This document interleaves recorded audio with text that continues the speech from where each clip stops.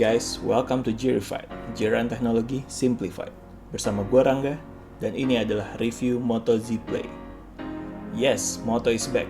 Setelah diakuisisi oleh Lenovo, Motorola yang kini disebut Moto, kembali dengan dua smartphone jagoannya yaitu Moto Z dan Moto Z Play. Kali ini gue berkesempatan untuk mereview Moto Z Play.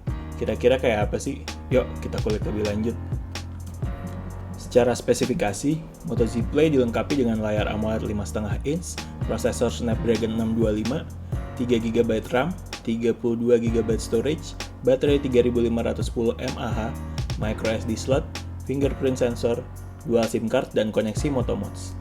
First impression gue setelah pertama kali megang smartphone ini adalah berat. Asli berat banget. Lumayan berasa lebih berat dari sebelumnya gue pakai OnePlus 3, dan lumayan tebal juga. Di sisi depan terlihat cukup keren dengan layar AMOLED 1080p 5,5 inch, kamera depan yang dilengkapi dengan flash dan fingerprint sensor di bagian bawah.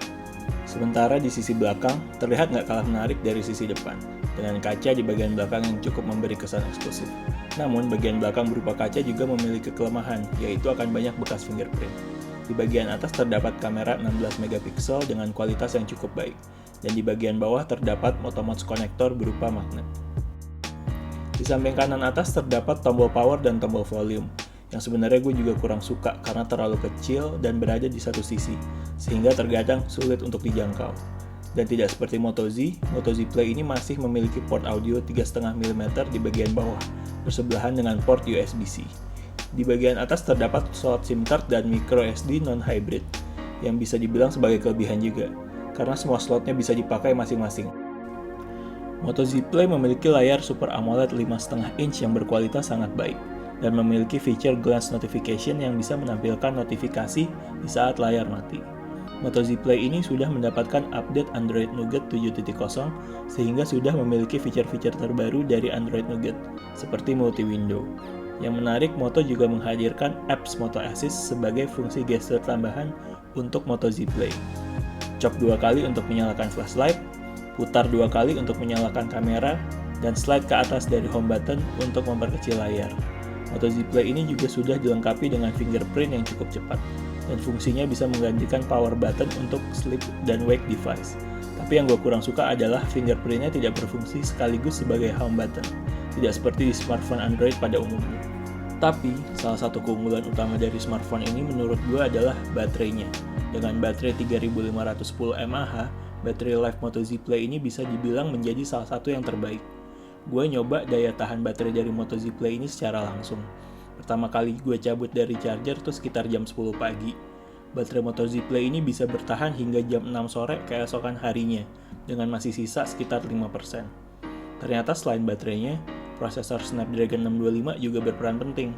Prosesor ini dikenal sangat irit daya, sehingga jika dikombinasikan dengan baterai sebesar 3510 mAh, menghasilkan baterai life yang bisa dibilang terbaik di kelasnya. Baterai tahan lama memang menjadi salah satu keunggulannya, tapi masih ada nggak sih keunggulan lainnya? Ada, dan mungkin ini belum banyak dimiliki oleh smartphone merek lain. Ya, kali ini gue mau ngomongin MotoMods. Sebenarnya apa sih MotoMods itu?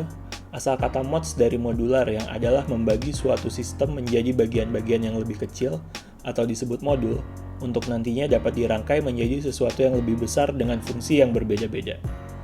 Motorola menerapkan konsep modular ini di Moto Z dan Moto Z Play dan menamakannya MotoMods.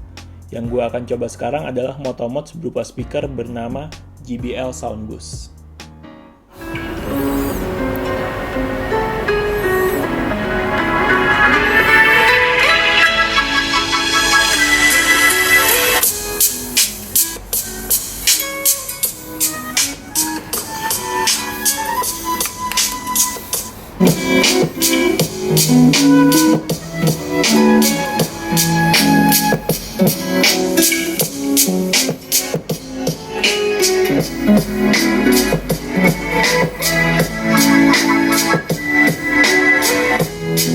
Bisa didengar, perbedaan kualitasnya cukup jauh antara speaker internal Moto Z Play dan JBL Soundboost ini. Dan yang paling gue suka adalah perpindahannya seamless, jadi nggak terasa perpindahan antara speaker internal ke JBL Soundboost. Tidak mesti connect ke Bluetooth atau Wi-Fi dulu, hanya tinggal ditempel aja. MotoMods juga sudah banyak macamnya, mulai dari speaker, baterai tambahan, hingga kamera dan proyektor. Moto pun membuka kontes untuk Moto Mods ini, dan sudah banyak ide-ide menarik bermunculan seperti walkie-talkie, second screen, alert notification, dan Moto Mods lainnya. Oh, dan yang paling penting, Moto menjamin bahwa Moto Mods ini akan future-proof, hingga di Moto Z generasi berikutnya, Moto Mods ini masih akan bisa dipakai, jadi kita nggak perlu beli Moto Mods baru lagi nantinya. Overall, Moto Z Play ini adalah smartphone yang menarik. Memang bukan smartphone dengan spek yang terbaik, tapi menurut gue udah sangat lebih dari cukup. Daya tahan baterai dan Moto Mods-nya bisa menjadi fitur unggulan yang mungkin bahkan belum dipunyai oleh smartphone flagship lainnya, kecuali Moto Z ya. Harga 6 jutaan dengan baterai super dan fitur modular, smartphone ini layak kamu beli. Oke, sekian dari Jirified. Like ya jika suka video ini, dan please subscribe ke channel Jirified untuk nonton review-review selanjutnya. Thank you.